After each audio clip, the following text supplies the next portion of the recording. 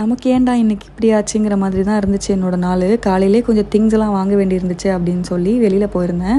வீட்டிலேருந்து அந்த மெயின் ரோடுக்கு, ஏரியாவோட மெயின் ரோடுக்கு போயிட்டேன், மெயின் ரோடே. ஸோ அங்கே போகிறதுக்கு முன்னாடி கரெக்டாக கொஞ்சம் முன்னாடி வந்து கார் வந்து நின்றுச்சு. என்னன்னே தெரியல, மெக்கானிக் கூப்பிட்டுமே அவங்களாலையுமே வந்து இது பண்ண முடியல. அது என்னன்னு தெரியல, அது ஃபுல்லாக இன்ஜின் ஃபுல்லாக கழட்டி தான் பார்க்கணும் அப்படிங்கிற மாதிரி சொல்லிட்டாங்க. ஐயோங்கிற மாதிரி ஆயிடுச்சு. ஸோ அது ஒரு மாதிரி கடுப்பாகவே இருந்துச்சு. காலையிலேருந்து எந்த வேலையுமே பெருசாக ஓடவே இல்லை. இது இப்படி ஸ்டாப் ஆனதுனால மத்தியானம் வரைக்கும் இப்படியே போயிடுச்சு. அதுக்கப்புறம் நான் அங்கேருந்து ஆட்டோ பிடிச்சி வீட்டுக்கு வந்துட்டு ரொம்ப ஒரு மாதிரி கடுப்பாக இருந்ததுனால சரி நைட்டு எங்கேயாவது போகலாம் அப்படின்னு சொல்லி பீச் வந்திருந்தோம். நாங்கள் வரத்துக்கே ஒரு மணி ஆயிடுச்சு. ஐ மீன் வீட்டிலேருந்து கிளம்புறதுக்கே 1 மணி ஆயிடுச்சு. பீச் வந்து ரீச் ஆகுறதுக்கு 1:30, 2 கிட்ட ஆகிடுச்சு. டிராஃபிக் பெருசாக இல்லைல்ல, ஸோ அதனால் டக்குன்னு வந்துட்டோம். நமக்கு இருந்த கடுப்பில் காலையிலேருந்து ஒரு மாதிரி டென்ஷன் எல்லாமே வந்து இந்த பீச்சுக்கு வந்து உட்காந்த உடனே குறைஞ்சிருச்சு. ரொம்ப காமாக இருக்கும்போது, ரொம்ப சைலண்ட்டாக இருக்கும்போது அந்த பீச்சில் வந்து உட்காந்து அலையை பார்த்துட்டே இருந்தோம்னாலே எனக்கு தெரிஞ்சு என்னோடய ஸ்ட்ரெஸ் எல்லாம் ஓடி போயிடும்.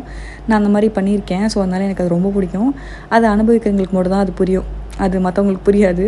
ஸோ ஸ்ட்ரெஸ் எல்லாம் போனதுக்கப்புறம் அதுக்கப்புறம் இந்த பீச்சில் மெரினா குல்ஃபி இருக்கும் தெரியுமா, அந்த குல்ஃபியை வந்து சாப்பிட்டுட்டு அதுக்கப்புறம் வீட்டுக்கும் வந்திருந்தோம். வீட்டுக்கு ரீச் ஆகிறதுக்கே 3:30, 4 கிட்ட ஆயிடுச்சு, காலையில் ஆயிடுச்சு. ஸோ வந்ததுக்கப்புறம் தான் தூங்கியிருந்தோம். இந்த மாதிரி நீங்கள் வெளியில் போயிருக்கீங்களான்னு மறக்காமல் சொல்லுங்கள்.